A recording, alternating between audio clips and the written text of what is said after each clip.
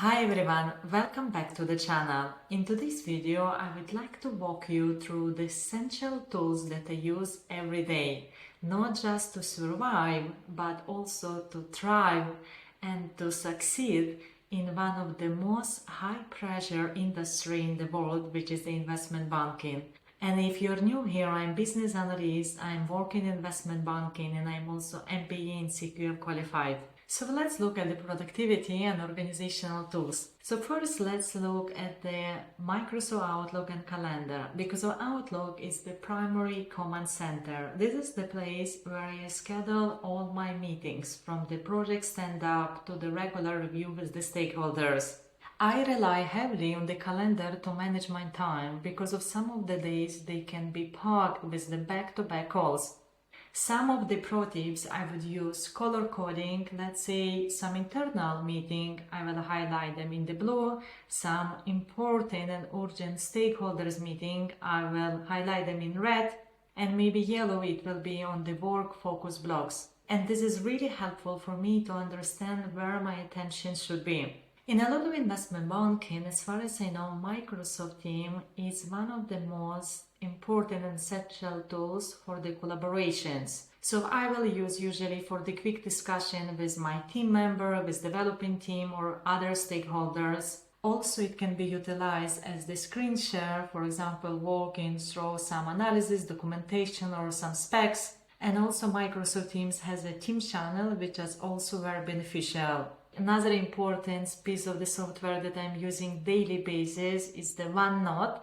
It's the place, for example, where I will immediately document some meeting notes straight away after attending some meeting, something very crucial that I can't forget or leave it for the later, some even action items, particularly for me, that I can follow on daily basis. Maybe briefly I can mention some business requirements before I fully analyze them or document them, let's say in the Confluence, and passing to the development teams. Let's move on to the documentation and technical tools. So firstly we have Excel, which still remain one of the most, I would say, underappreciated power tools. So Excel I will use, for example, if there is no significant amount of data and I process that data within the Excel file, so I can, for example, compare the feeds or maybe working on some specific analysis. And the tools like pivot tables and VLOOKUP can easily give me a high level of understanding of some specific data. So the next one, we have Microsoft Word in the Visio. So talking about the Microsoft Word documents, I will be using them,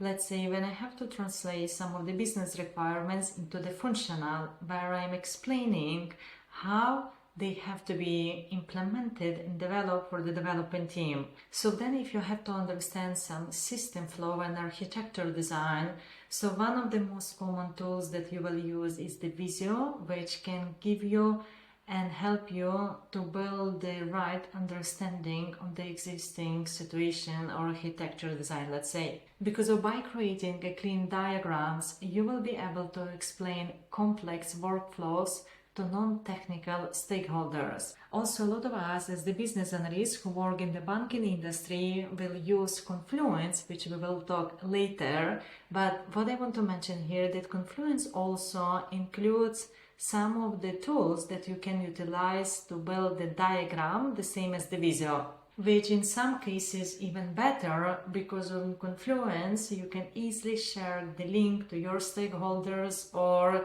your developing team, because if you have your document in the Visio, you will find sometimes tricky to share the document, and particularly when the diagrams have to be updated constantly. So might be a bit painful, but once you have all your diagram on the shared, let's say, Confluence platform, it will be much easier to accessible by other stakeholders. Another powerful tool is used heavily by business analysts is the Notepad++, because it actually allows you to read a different I would say files specifically with the format like JSON or XML. It also supports syntax highlighting, line comparison. So let's move on to the data analysis and automation. So one of the most powerful tools that also being heavily used by business analysts in the banking industry is the SQL, which is structured query language. And also, if you're new to that, I have been talking about that in one of my previous videos, so please have a look. As the business analyst, I am constantly querying databases. As an example, it can be information or some data from trading system, risk engines, or reference data stores. I will use SQL to derive some data for the analysis or maybe investigating production issue. Knowing SQL, it means I don't have to rely on development or technical teams in order to derive me data from some databases. And it saved me significant amount of time, and at the same time it can increase also your credibility with your stakeholders in the business because of you perform your task much quicker. Let's move on to the Python, which is used for automation and analysis. So let's say when I have significant large data set of the information and I have to perform some complex task or data analysis, then this is the place where I rely on Python. You don't have to be full stack developer, but having a Python in your toolkit will give you an edge when you're working with the complex and massive and messy sometimes data sets. So let's talk now about Agile and the communication skills. So firstly we have a Jira. It's the place where we manage the backlog, and also we will be storing here the story that comes from the business or any other stakeholders. Then we will be tracking some bugs or issue that has been raised recently, and as well as this is the place where you can actually track the progress of the current or generally of your sprints. So as the business analyst, I will be writing detailed user stories, also defining acceptance criteria. Also together with the Jira, you can create a very helpful roadmap which you can present to your stakeholders at any level. The next we have Confluence, which I mentioned briefly already before. So Confluence, it serves as the knowledge base. I will document here functional review, system architecture, projects data, maybe some important information and details of the main stakeholders which are linked to the current project that I'm running. Also, I will document meeting summaries, business glossaries is also the place where you can store your Jira roadmap and perfectly present to your stakeholders.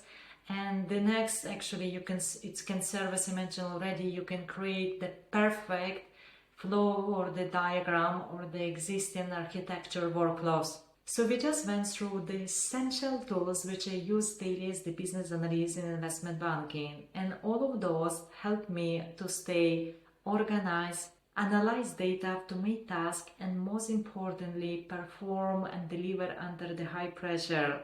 And if you enjoyed this video, you might also like this one, and please don't forget to subscribe if you haven't yet. And thank you very much for watching me, and see you in the next video.